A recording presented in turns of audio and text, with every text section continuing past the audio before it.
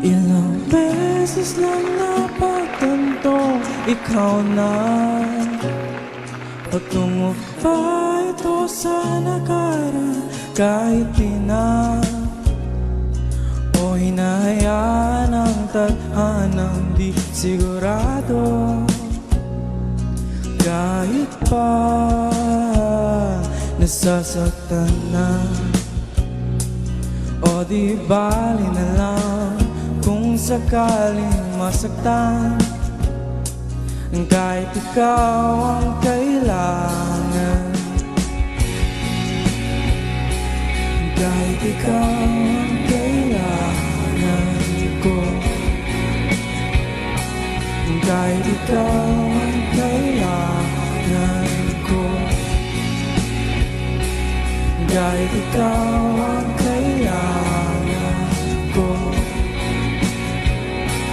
kahit ikaw ang kailangan niya hanggang kailan ba maghihintay sa'yo kung naantayin din kita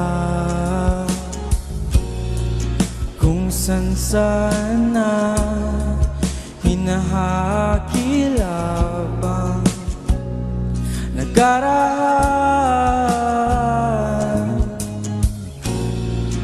kung alis ka rin naman ba't di pa ngayon ba't di pa ngayon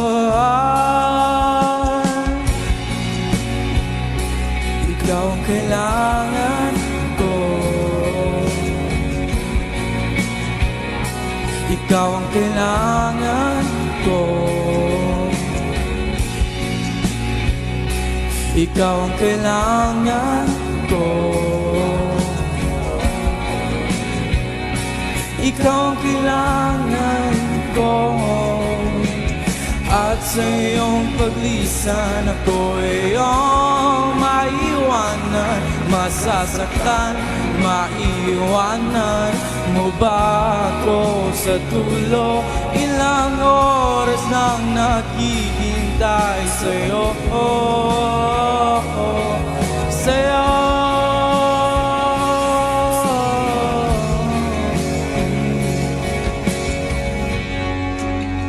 kaya ko ba talaga na hindi ka kasama kahit wala ka pa hindi ko makakaya.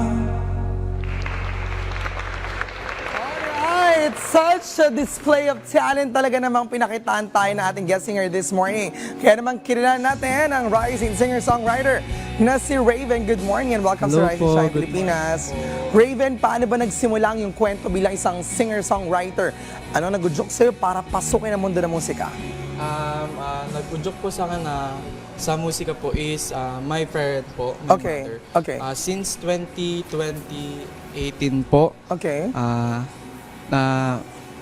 You start ah, writing songs na talaga? hindi po, nagkakaraoke na po talaga ako. So karaoke. tinuturuan niya po ako kumanta. Okay. And then dumating po yung 2023. Okay. Sabi ko naisip ko po na what if na gumawa ko ng song na Okay. na what if sumikat siya na makilala ko ng mga tao na ay ganito pala yung kanta niya sobrang ganda. Okay. And ayun nung 2023 nag-boom naman po yung song. Okay. And nag-viral The po siya. title is? Title of the Dusa song. po. My Dusa. first song, Dusa. Oh, okay. So, inspired po siya kay Silden, yung vibe Okay, niya. yes, okay. So, kumusta? Yung mga songs na sinusulat mo, ano usually yung mga storyline o kwento nito? Usually kasi halo-halo siya ng feelings. So, yung iba pong feelings na kinukuha ko lang siya sa mga friend ko kung ano po yung nararamdaman nila.